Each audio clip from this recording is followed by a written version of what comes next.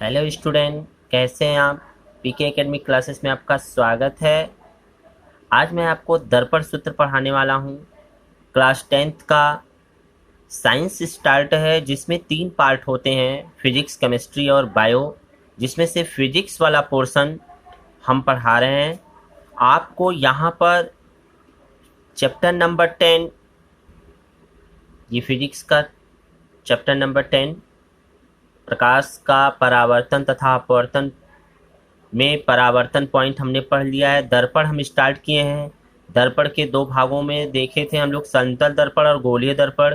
गोलीय दर्पण में 2 पार्ट होते हैं, आपका अवतल दर्पण और उत्तल दर्पण। इनसे रिलेटेड टॉपिक हमने पढ़ा था। ठीक है, तो आज हम दर्पण सूत्र पढ़ने वाले हैं। इसके पहले हम लोगों ने क्या पढ़ा था, जरा उसको देखते हैं।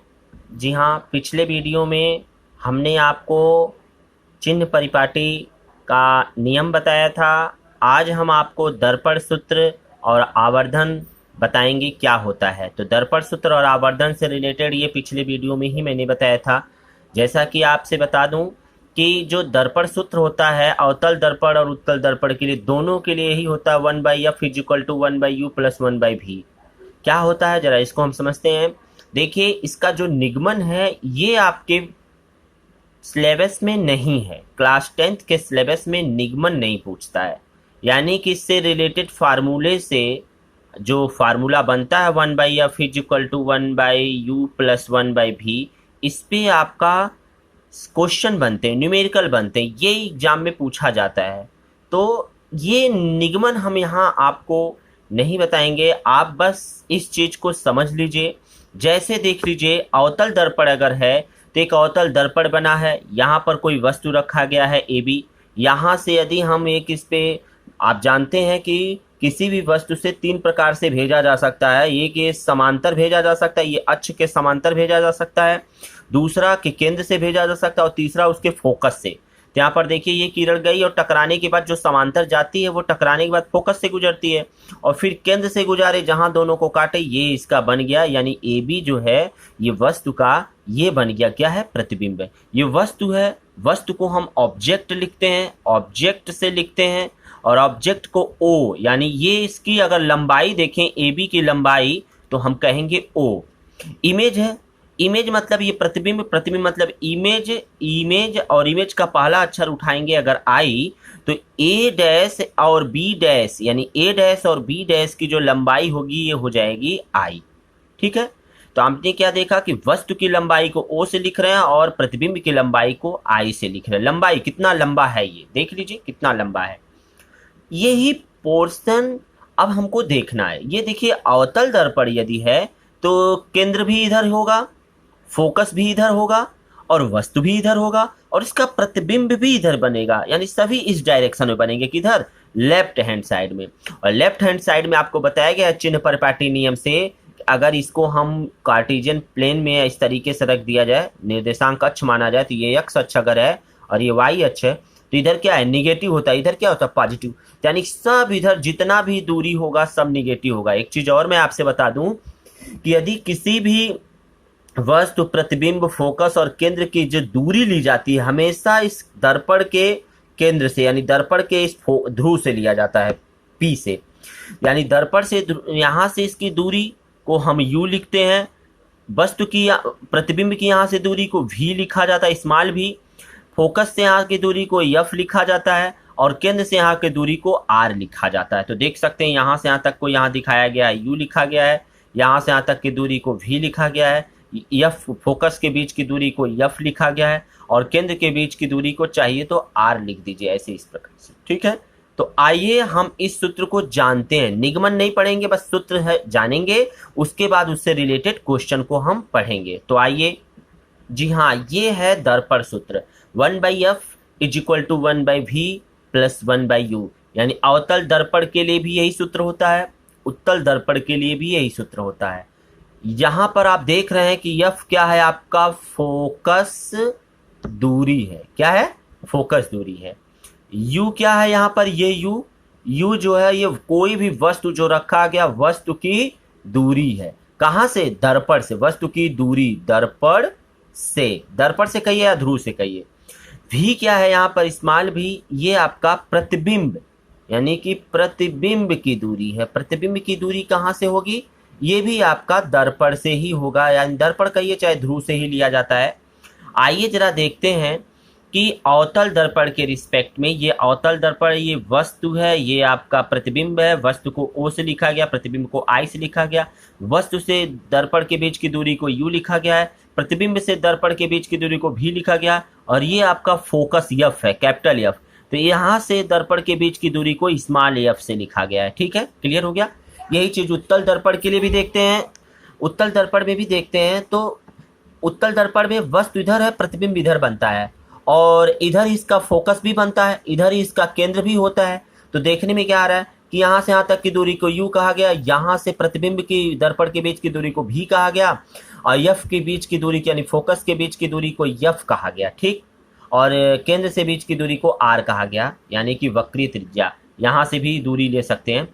एक चीज और जरा देखते हैं कि आप अगर चिन्ह परिपाटी नियम यहाँ लगाएंगे तो ये देख सकते हैं, ये आपका y अक्ष है और ये x अक्ष है। तो इधर नेगेटिव इधर पॉजिटिव, इधर पॉजिटिव इधर नेगेटिव, यहाँ भी वही देख सकते हैं। यहाँ पर अगर हम इसको मूल बिंदु ऐसे मानेंगे तो ये अगर y मानते हैं और ये x अक्ष है, तो इधर प्लस होता है इधर माइनस होता है, इधर प्लस होता है इधर माइनस होता है। तो वही चीजें, यानी कि अवतल दर्पण में यदि देखेंगे तो वस्तु किधर है, निगेटिव है, यानी वस्तु हमेशा क्या लिया जाएगा, माइनस। प्रतिबिंब के बीच की दूरी भी, ये भी बाएं साइड में बना है तो ये भी माइनस लिया जाएगा। ठीक है, क्वेश्चन में दिया रहता है अवतल दर्पण की, अवतल दर्पण के लिए किसी वस्तु के बीच की दूरी दिया रहता, तो आप समझ जाइएगा जब भी अवतल कहे तो तुरंत माइनस उसे ले लीजिए। अगर 30 सेंटीमीटर दिया है तो उसे तुरंत माइनस 30 सेंटीमीटर कर दीजिए। ठीक, इसी प्रकार से अगर वस्तु प्रतिबिंब की क्या नाम है, यहाँ से फोकस के बीच की दूरी देखते हैं तो फोकस के बीच की दूरी यफ, ये भी माइनस हो जाएगा। तो आप देख रहे हैं कि यू भी और यफ तीनों इसमें क्या है, अवतल दर्पण में माइनस है, नेगेटिव है। क्लियर हो गया। हाँ, अच्छा, उत्तल दर्पण के लिए यदि देखते हैं तो देखिए यहाँ पर वस्तु की दूरी u, यानी ये आपका माइनस हो गया। क्लियर, वस्तु इधर, प्रतिबिंब इधर बन रहा, प्रतिबिंब की ये यानी कि राइट हैंड साइड में पॉजिटिव होता है, प्लस होता है, तो इसका मतलब यहाँ पर प्लस भी हो जाएगा। क्लियर हो गया, ये प्लस भी। और फोकस भी इधर बन रहा है तो फोकस की दूरी यफ भी क्या हो जाएगा, प्लस हो जाएगा। तो आप देख रहे हैं कि उत्तल दर्पण के लिए माइनस प्लस प्लस, यानी कि वस्तु की दूरी, वस्तु के बीच की दूरी जो है दर्पण से वो माइनस होती है, और प्रतिबिंब की दर्पण से दूरी और फोकस की दर्पण से दूरी ये प्लस में होती है। लेकिन अवतल दर्पण में क्या होता है, अवतल दर्पण में आप देख सकते हैं कि तीनों नेगेटिव होता है। ठीक है, तो इस प्रकार से आपने देखा कि अगर हमको दर्पण सूत्र के लिए फार्मूला अगर हमको चाहिए तो ये आपका मिरर फार्मूला क्या है, 1/f is equal to 1/v plus 1/u। कहीं कहीं 1/u plus 1/v is equal to 1/f मिलता है, मतलब इस वाले पोर्शन को इधर लिख दिया जाता है, इसको इधर लिख दिया जाता है। कहीं कहीं पर आपको ये जो लिखा है 1/f is equal to 1/u plus 1/v, यानी 1/v प्लस 1/u लिखिए, चाहे 1/u प्लस 1/v लिखिए, किसी भी तरीके से आपको बस फार्मूला याद रखना है, यहाँ पॉजिटिव, यानी दो लोगों को जोड़ने पे ही प्लस मिलता है। ठीक है, आइए, ये तो था दर्पण सूत्र। अभी इससे रिलेटेड क्वेश्चन भी हम आपको करवाते हैं। आइए, अब हमारा दूसरा टॉपिक था आवर्धन। आवर्धन क्या होता है जरा इसको हम देखते हैं। कह रहा है कि मैग्निफिकेशन, दर्पण द्वारा बने किसी वस्तु के प्रतिबिंब की लंबाई तथा उस वस्तु के लंबाई के अनुपात को प्रतिबिंब का रेखीय आवर्धन कहते हैं। यानी कि प्रतिबिंब की लंबाई तथा वस्तु की लंबाई, यानी किसकी लंबाई, वस्तु की लंबाई, इन दोनों का जो अनुपात होता है उसे रेखीय आवर्धन कहते हैं, यानी आवर्धन कहते हैं। इसे हम स्मॉल एम से प्रदर्शित करते हैं। तो देख लीजिए, आवर्धन बराबर क्या होता है, प्रतिबिंब की लंबाई। तो यहाँ पर देख सकते हैं प्रतिबिंब की लंबाई क्या है, आई है, चाहे आप अवतल में लीजिए और चाहे उत्तल में, आई है। ठीक है ना। इसमें क्या होता है, आप देख रहे हैं आभासी बन रहा है, इसमें देखिए वास्तविक बन रहा है, ऊपर की तरफ बन रहा है। अब देखिए वस्तु की दूरी क्या है, वस्तु की लंबाई क्या है, ओ है, और प्रतिबिंब की लंबाई क्या है, आई है। तो यहाँ देख सकते हैं प्रतिबिंब की लंबाई बटे वस्तु की लंबाई, यही फार्मूला होता है। अगर इसको हम सिंबल रूप में लिखें, प्रतीक रूप में लिखें, तो यम इज इक्वल टू प्रतिबिंब की लंबाई, प्रतिबिंब की लंबाई कितना है, आई, तो यहाँ लिखेंगे आई, और बटे वस्तु की लंबाई, वस्तु की लंबाई क्या दिख रहा, ओ, तो यहाँ लिखेंगे ओ। ठीक है, तो यम बराबर आई बटे वो। तो यहां पर आप देख रहे हैं कि ये लंबाई के रिस्पेक्ट में है, यानी यह वस्तु तथा प्रतिबिंब के लंबाई के बीच का संबंध है। ठीक है, क्लियर हो गया, यम बराबर आई बटे वो। कभी कभी ऐसा होता है कि इनकी बीच की दूरी यानी दर्पण और इनके मतलब वस्तु के बीच की दूरी, ये तो लंबाई था ना ओ, इनके बीच की दूरी यू, तो कभी कभी इनके बीच में भी संबंध पूछता है। तो अब हम देख रहे हैं कि यम बराबर माइनस भी बटे यू, यानी यह वस्तु तथा प्रतिबिंब के दूरी के बीच में संबंध होता है, यानी किसके बीच में, दर्पण और वस्तु तथा प्रतिबिंब के बीच की दूरी के बीच में संबंध होता है, माइनस भी बटे यू। प्रतिबिंब ऐसे समझ जाइए, प्रतिबिंब की दूरी भी होता है और वस्तु की दूरी के रिस्पेक्ट में यू होता है, बस यहाँ माइनस लग जाता है, माइनस भी बटे यू। यहाँ यम बराबर आई बटे ओ है, यहाँ यम बराबर भी बटे यू है, यहाँ पर यम बराबर क्या है, भी बटे यू के रिस्पेक्ट में दिया है। तो आप देख सकते हैं ऐसे सिस्टम में कि दूरी के रिस्पेक्ट में यम बराबर माइनस भी बाई यू और लंबाई के रिस्पेक्ट में यम बराबर आई बटे ओ। इसी को अगर हम एक साथ मिला दें तो क्या कहेंगे, जी हाँ, यदि अगर हम मिलाते हैं, लंबाई और दूरी के लिए संबंध देते हैं, तो यम बराबर आई बटे ओ बराबर माइनस भी बटे यू। तो यहां से फार्मूला बन गया आई बटे ओ बराबर माइनस भी बटे यू। कभी कभी क्या होता है, वस्तु और प्रतिबिंब की लंबाई दी रहती है और वस्तु की प्रतिबिंब की दर्पण से दूरी दिया रहता है और वस्तु की दूरी पूछता है। ठीक है, जैसे देखिए ये मान लीजिए आपका क्या है, यहाँ पर इस तरीके से है ये, ठीक, क्लियर। अगर मान लीजिए यहाँ पर ऐसे है, उत्तल दर्पण के लिए है, यहाँ पर कोई वस्तु इधर है, एक वस्तु इसका प्रतिबिंब इधर बना है, ये है ओ और ये है आई, क्लियर हो गया। तो आप देखने में आ रहा है कि यहाँ से यहाँ तक की दूरी यू है, यहाँ से यहाँ तक की दूरी भी है, ठीक है, ये ओ है, ये आई है, तो ओ दिया रहेगा, आई दिया रहेगा, यू दिया रहेगा, तो भी पूछेगा। ठीक है, कभी कभी भी दिया रहता है, आई दिया रहता है, ओ दिया रहता है, तो यू पूछता है। तो इन्हीं संबंध से हम निकाल लेंगे। आइए जरा नोट देखते हैं क्या है। अवतल तथा उत्तल दर्पण दोनों के लिए यही सूत्र होता है, क्लियर, यानी दोनों किसी भी दर्पण के लिए सूत्र, चाहे अवतल हो चाहे उत्तल, दोनों के लिए यही सूत्र होता है आवर्धन के लिए। आवर्धन धनात्मक होता है, ध्यान दीजिएगा, यम का मान या तो पॉजिटिव होगा या तो नेगेटिव, तो धनात्मक या ऋणात्मक दोनों प्रकार का होता है, यानी प्लस भी आता है और माइनस भी आता है। अगर प्लस आता है तो ध्यान दीजिएगा क्या होता है, प्रतिबिंब सीधा बनेगा और आभासी बनेगा, प्रतिबिंब सीधा बनेगा और आभासी बनेगा। और यदि माइनस होता है तो प्रतिबिंब उल्टा बनेगा और वास्तविक होगा। क्लियर हो गया, ये बात याद रखिएगा। कभी कभी देता है यम बराबर -5 ऐसे दे देगा, तो कहेगा, या एम बराबर -1 तो कहेगा बताइए कि प्रतिबिंब कैसा बनेगा। तो जब माइनस है, देखिए माइनस है ना, -1 दिया है, इससे हम क्वांटिटी से मतलब नहीं, माइनस या निगेटिव से माइनस है, तो इसका मतलब प्रतिबिंब उल्टा तथा वास्तविक बनेगा। याद रखिएगा, जब भी माइनस होगा तो तुरंत कहिएगा प्रतिबिंब इसका उल्टा तथा वास्तविक बनेगा। और जब भी प्लस आपको मिलेगा, जैसे मान लीजिए यम बराबर 2 आ गया, प्लस आ गया है, प्लस लिखा है ना, कुछ नहीं लिखने का मतलब प्लस है, तो प्रतिबिंब सीधा तथा आभासी बनेगा। क्लियर हो गया। आभासी का मतलब जो हमको पर्दे पर ना मिले, वास्तविक का मतलब जो हम पर्दे पर ले सके। ठीक है, तीसरा पॉइंट, समतल दर्पण द्वारा बने प्रतिबिंब का आवर्धन +1 होता है। कभी भी याद रखिएगा, जब भी समतल दर्पण का आवर्धन यानी यम पूछेगा तो हमेशा यम उसके लिए क्या होता है, +1 होता है। क्लियर हो गया इस बात से। आइए अब इनसे रिलेटेड हम कुछ क्वेश्चन देखते हैं। न्यूमेरिकल क्या है, जरा न्यूमेरिकल देखें, क्योंकि हाई स्कूल में मैक्सिमम न्यूमेरिकल आपके इससे बनते हैं। याद रखिएगा, अवतल उत्तल से मैक्सिमम क्वेश्चन बनते हैं। जी हाँ, अगर हम एग्जाम्पल देखें तो एक अवतल दर्पण के मुख्य अक्ष पर, ध्यान दीजिएगा, अवतल दर्पण कह रहा है कि मुख्य अक्ष पर, तो अवतल दर्पण जब भी बनेगा इस तरीके से बनेगा। देखिए बन गया यहाँ पर अवतल दर्पण, तो कह रहा है एक अवतल दर्पण ये इसका इस तरीके से है। अवतल दर्पण के मुख्य अक्ष पर ध्रुव से 36 सेंटीमीटर की दूरी पर, ये ध्रुव है, इससे 36 सेंटीमीटर की दूरी पर वस्तु का प्रतिबिंब क्या है, वस्तु के ऊपर ही बनता है। इससे मान लीजिए 36 सेंटीमीटर, तो हमेशा प्रतिबिंब इधर ही बनेगा क्योंकि अवतल दर्पण है। तो मान लीजिए प्रतिबिंब यहाँ कहीं बना, तो कर और नीचे की तरफ बनता, आपको पता होना चाहिए ऐसे बनता। वस्तु की फोकस दूरी तथा रेखीय आवर्धन ज्ञात कीजिए। क्लियर हो गया। आइए जरा देखते हैं प्रतिबिंब की दूरी, यानी ये दूरी दिया है कितना, 36। तो आपको ध्यान देना चाहिए कि प्रतिबिंब की दूरी यानी भी बराबर दिया है कितना, 36।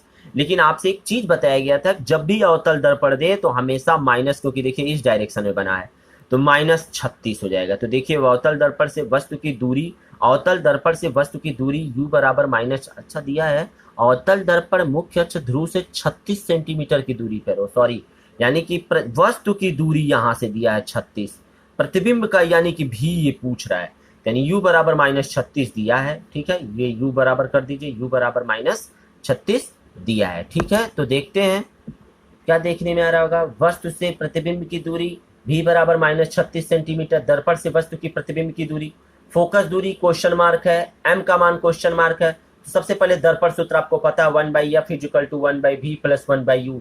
देखिए यहाँ पर प्रतिबिंब की भी दूरी और वस्तु की भी दूरी दोनों की 36 दिया है, तो -36 और -36 के रिस्पेक्ट में यहाँ से निकाल लिया गया, क्लियर।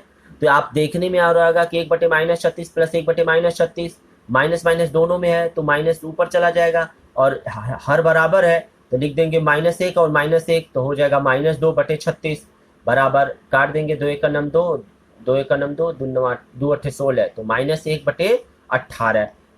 तो क्या पता चला 1/f लिखा है, यानी 1/f बराबर -1/18।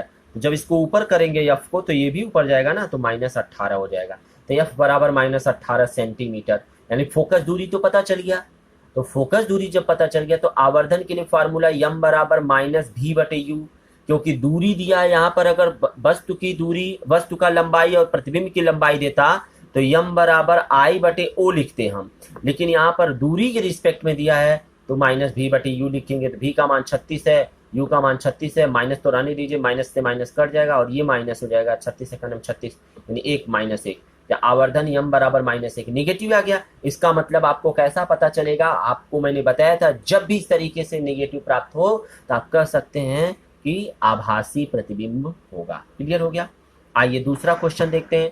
क्वेश्चन नंबर दूसरा क्या कह रहा है, कह रहा है एक अवतल दर्पण की वक्रता त्रिज्या 20 सेंटीमीटर, कोई वस्तु अवतल दर्पण पर रखी, दर्पण से दूरी पूछ रहा है। अगला क्वेश्चन क्या कर रहा है, एक अवतल दर्पण की वक्रता त्रिज्या 20 सेंटीमीटर, वक्रता त्रिज्या का मतलब हो गया r का मान दिया है, कोई वस्तु अवतल दर्पण से 15 सेंटीमीटर की क्या है दूरी पर रखी है, दर्पण से वस्तु के प्रतिबिंब की दूरी ज्ञात कीजिए, r का मान दिया है। तो अवतल दर्पण के लिए आप जानते हैं हमेशा इस तरीके से बनता है, तो इस डायरेक्शन में r कहीं ना कहीं होगा तो ये माइनस हो जाएगा।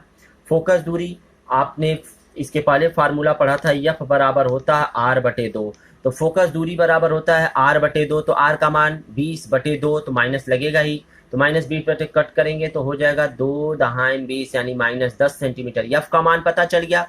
कह रहा है कि त्रिज्या, कोई वस्तु अवतल दर्पण से 15 सेंटीमीटर, यानी कि u का मान -15 सेंटीमीटर हो जाएगा, क्लियर है, क्योंकि अवतल दर्पण है।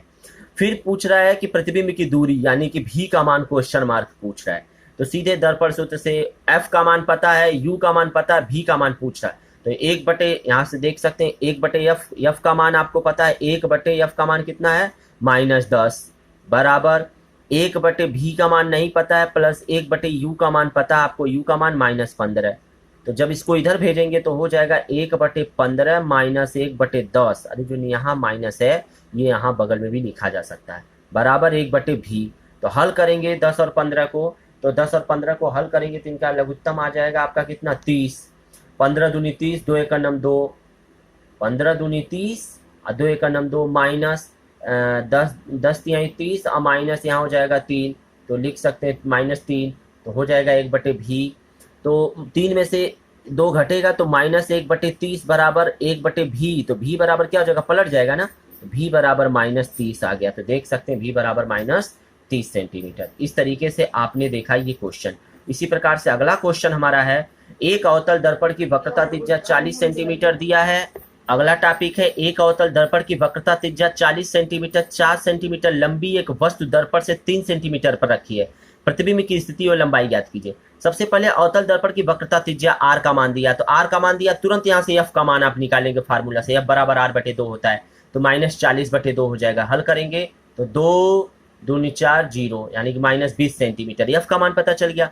कह रहा है कि 4 सेंटीमीटर लंबी एक वस्तु दर्पण से 30 सेंटीमीटर की दूरी पर, तो वस्तु यानी u का मान 30 सेंटीमीटर दिया है, क्योंकि अवतल दर्पण इसलिए माइनस हो गया। प्रतिबिंब की दूरी v का मान पूछ रहा है, तो फार्मूला लगेंगे 1/f equal to 1/v plus 1/u, मान रख करके यहाँ पर हल करेंगे तो -1/60 आएगा, तो v का मान -60 सेंटीमीटर। प्रतिबिंब अवतल दर्पण, अब ध्यान दीजिएगा, भी का मान आपको -60 आ गया, यू का मान आपको यहां से पता चल गया -3। तो आपको क्या पूछ रहा है, प्रतिबिंब की स्थिति वो लंबाई ज्ञात कीजिए। तो प्रतिबिंब की लंबाई के लिए आपको पता होना चाहिए आवर्धन यम बराबर I/O होता है और बराबर -V/U होता है। तो I/O, ये देखिए फार्मूला, क्योंकि यहाँ पर दूरी दिया है और लंबाई पूछ रहा है तो फार्मूला ये दोनों मिलाएंगे। तो I/O बराबर -V/U। I का मान I रहने दीजिए, बटे O का मान मतलब लंबाई, किसकी लंबाई, वस्तु की लंबाई, वस्तु की, अरे भाई ऐसे ही तो बनेगा ना, ऐसे ही ना बनेगा।